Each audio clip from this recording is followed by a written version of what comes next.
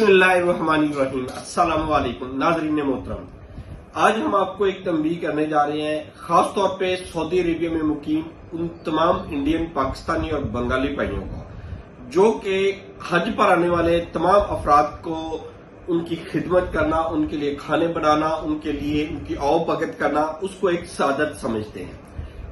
Sometime ये होता है कि ये जो सादत होती है ये आपके लिए वबाल जान बन जाती है। इसी तरह एक पाकिस्तानी फैमिली के साथ भी हुआ है। ये सादत समझ के उन्होंने उनकी खिदमत की, उनकी आओ भगत की और इसी आओ भगत में उनको काफी ज्यादा खमियाजा भी भुगतना पड़ा। हम इस सच्चे वाकये की स्टोरी आपके साथ शेयर करते हैं और उम्मीद करते हैं कि आप इससे न सिर्फ सबक सीखेंगे बल्कि इससे इज्तनाब भी करेंगे। आप आओ भगत करें, खाना शाना खाएं, लेकिन एक्स्ट्रा ऑर्डिनरी प्रोटोकॉल बिल्कुल भी ना दें, वो आपके लिए वबाले जान बन सकता है। हुआ क्या, एक पाकिस्तानी फैमिली आई, उनके काफी क्लोज रिश्तेदार थे सऊदी अरेबिया में। उन्होंने उनकी आओ भगत की, खाना शाना खिलाया, उनको इधर उधर सैर कराई और इसी सैर कराने के चक्कर में वो मदीना की हदूद से काफी बाहर निकल आए। जब वो मदीना की हदूद से बाहर निकले तो वहां पे शुरतों ने उनको पकड़ लिया। अब जब शुरतों ने उनको पकड़ा, वो जो हाजी थे वो एहराम की हालत में थे और एहराम की हालत में जब उन्होंने पकड़ा, ड्राइवर भी एहराम की हालत में था और बकाया जो हाजी थे वो भी एहराम की हालत में थे। उन्होंने उनसे पूछताछ की कि आप लोग कहां से आ रहे हैं, किधर जा रहे हैं। उन्होंने उनको बताया कि हम लोग मदीना से आ रहे हैं, मक्का जा रहे हैं, उम्रा करना है। जबकि उन्होंने अकामा मांगा, रुखसा मांगा, ड्राइवर ने अकामा भी दिया, रुखसा भी दिया, लेकिन वो रुखसा पर्सनल ड्राइविंग का रुखसा था, यानी उस बंदे का जाती रुखसा था कि वो सिर्फ अपनी पर्सनल गाड़ी चला सकता है, कमर्शियल व्हीकल वो नहीं चला सकता। उसने कहा कि ये तुम्हारे पास पर्सनल व्हीकल है, पर्सनल रुखसा है, तुम इसके ऊपर प्राइवेट वर्क कर रहे हो, इन लोगों से पैसे वसूल करके तुम इन लोगों को मक्का छोड़ने जा रहे हो। उसने काफी कहा कि ये मेरे रिश्तेदार हैं, इनको मैं खुद लेके जा रहा हूं। उसने कहा नहीं, इन लोगों के लिए गवर्नमेंट की ट्रांसपोर्ट अवेलेबल होती है, तुम लोगों ने वो अरेंज क्यों नहीं की? ये तुम इनको छोड़ने जा रहे हो, इनसे तुमने पैसे वसूल किए। उन्होंने बड़ा समझाने की कोशिश की। एक तो लैक ऑफ कम्युनिकेशन, अरेबिक जुबान, ऊपर से ये उर्दू जुबान, काफी उनमें कम्युनिकेशन गैप भी था, लेकिन वो अपनी बात पर बजिद रहा। उसने उस गाड़ी वाले को उसके अकामे के ऊपर जुर्माना कर दिया जो तकरीबन 40,000 पाकिस्तानी रुपए बनता है, यानी उसने उस पाकिस्तानी को 40,000 रुपए का फाइन कर दिया रियाल की सूरत में।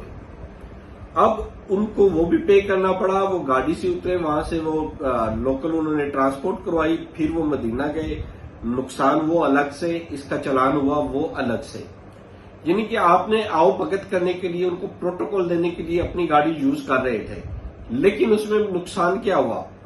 हज पैसेंजर्स को ट्रैवल कोई भी प्राइवेट बंदा नहीं करवा सकता, ये बात जहन में रखनी है। हाजी या उम्रा ट्रैवलर्स, उम्रा पैसेंजर्स, इन दोनों को आप लोग अपनी पर्सनल गाड़ी में ट्रैवल नहीं करवाएंगे।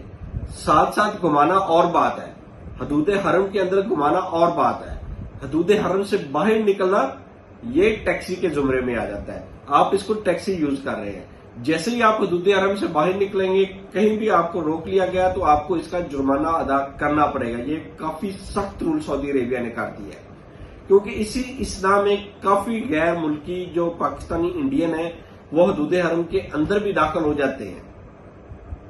आपके पास मक्का का अकामा है, मक्का का ड्राइविंग लाइसेंस है तो आप दाखिल हो सकते हैं। रियाज वाला मक्का में इन दिनों में दाखिल नहीं हो सकता। यह आपने बात जहन नशीन कर लेनी है। इसके अंदर काफी ज्यादा कबाहतें हैं।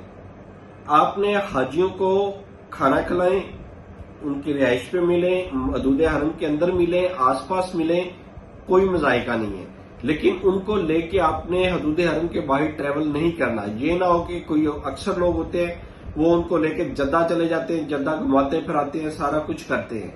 इस तरह की बिल्कुल भी नहीं करनी, क्योंकि जद्दा से वापसी पे तफ्शीश जो होती है वहां पे बहुत ज्यादा इस वक्त सख्ती कर दी गई है। वहां पे लोगों के एहराम तक उतार लिए जाते हैं और जिसके पास प्रॉपर डॉक्यूमेंटेशन नहीं होती उनको एंटर भी नहीं होने देते। ये और आप जब हज ग्रुप के साथ जाते हैं तो पूरे डॉक्यूमेंट आपके हर वक्त पास नहीं होते, वो आपके ग्रुप लीडर के पास होते हैं। وہ اس مکتب کے پاس ہوتے ہیں جن سے آپ نے حج کا پیکج لیا ہے.